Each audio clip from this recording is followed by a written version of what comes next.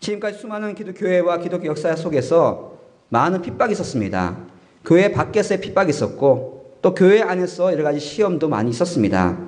그렇기 때문에 우리들이 힘을 합쳐야 한다는 것이죠. 한마음 되어서 분명히 그런 환난과 시험이 있기 때문에 우리가 믿음으로 하나 되어야지만 그 모든 시험을 이길 수 있다고 말씀해 주고 있습니다. 디모데는 바울에게 있어서 매우 중요한 존재였습니다. 영적으로 낳은 아들이었고 또 바울 대신해서 수많은 일들을 감당했던 것이 디모데입니다. 그래서 바울은 디모데를 그의 형제요 하나님의 일꾼이라고 그런 부르고 있습니다.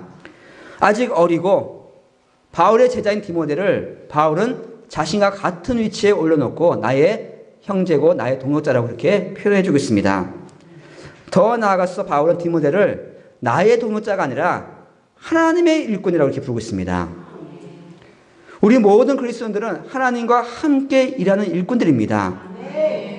단순히 하나님의 일만 하는 것이 아니라 하나님의 일을 하나님과 함께 하고 있다는 것이죠. 우리 모든 성도들은 그렇게 부름받았습니다. 우리 주변에, 여러분 구역에, 우리 이웃에 어려움 당하는 성도가 있다면 우리가 그들에게 위로를 주고요, 격려해 주고 힘을 주도록 우리를 하나님은 하나님의 일꾼으로 세워주셨습니다.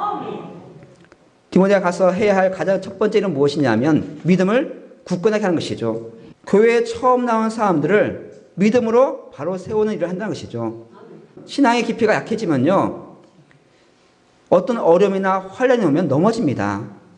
처음 교회에 나왔는데 예수 믿으면 복 받을 줄 알고 나왔는데 어려움이 생깁니다. 그럼 어떻게 될까요? 교회 나가도 소용없구나. 오히려 교회 나갔더니 더 어려움이 있더라. 그래서 교회를 떠나는 사람들이 많이 있습니다. 특별히 소신자들에게 가르쳐야 할 가장 중요한 진리가 무엇이냐면 불편하지만 고난에 대해서 가르쳐야 합니다.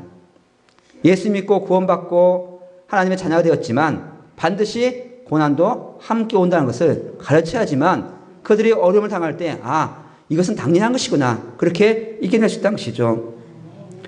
예수 믿는 순간부터 공격을 당합니다. 주변 사람들 비웃고요, 또 없던 일이 생기기도 하고요, 갑자기 안 좋은 그런 어려운 일들이 우리 주변에 생길 때가 많다는 것이죠. 바울은 데살로니가 교인들에게 그들이 앞으로 닥칠 환난에 대해서 미리 예고했습니다. 예수 믿고 처음 온 사람들에게 예수 믿으면 잘 됩니다, 사업도 잘 되고 복도 받고 건강해지고 모든 문제가 해결된다고 가르치면 좋을 것 같은데 바울이 뭘 가르쳤다고요? 예수 믿으면 앞으로 큰 환난이 올 겁니다. 바울은 지금 환난 당한다는 소식을 듣고는 그 데살로니가 교인들에게 혹시라도 내가 그렇게 가르쳤는데 혹시라도 그 환난 때문에 믿음을 잃어버릴까, 예수를 떠나버릴까 봐 노심초사해서 디모데를 보내서 다시 한번 그 믿음을 굳건하게 하라고 말씀해 주고 있습니다. 고난은 우리에게 반드시 찾아옵니다. 하지만 하나님은 하나님의 자녀들에게 그 고난을 이길 수 있는 힘도 함께 주십니다. 아마 여러분 지금 고난당한 분들이 계시리라 생각됩니다. 열심히 기도하고 열심히 주의를 하지만 그럼에도 불구하고 우리에게 어려움이 찾아올 수가 있습니다. 육신의 질병이 찾아오고요, 물질 어려움을 당할 수가 있습니다.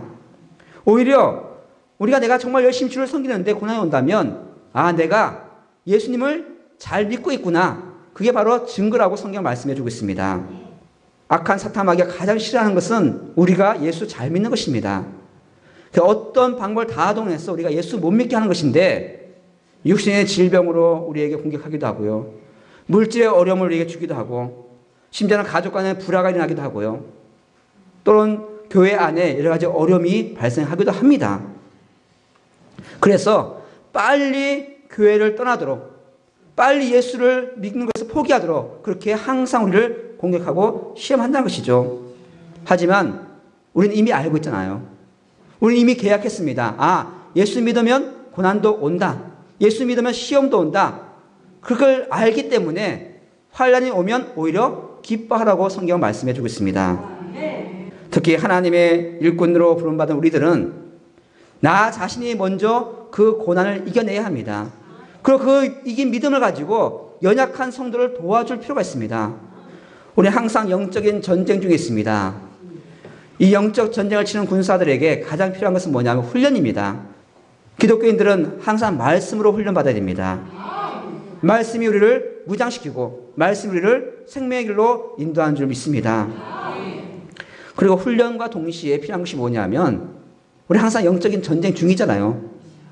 그 필요한 힘을 공급해 줘야 되는데 그것은 뭐냐 하면 미래에 대한 소망입니다. 내가 당하는 고난 아무리 크다 해도 그 100배 수천 배 앞으로 주어질 영광과는 비교할 수 없다는 것이죠.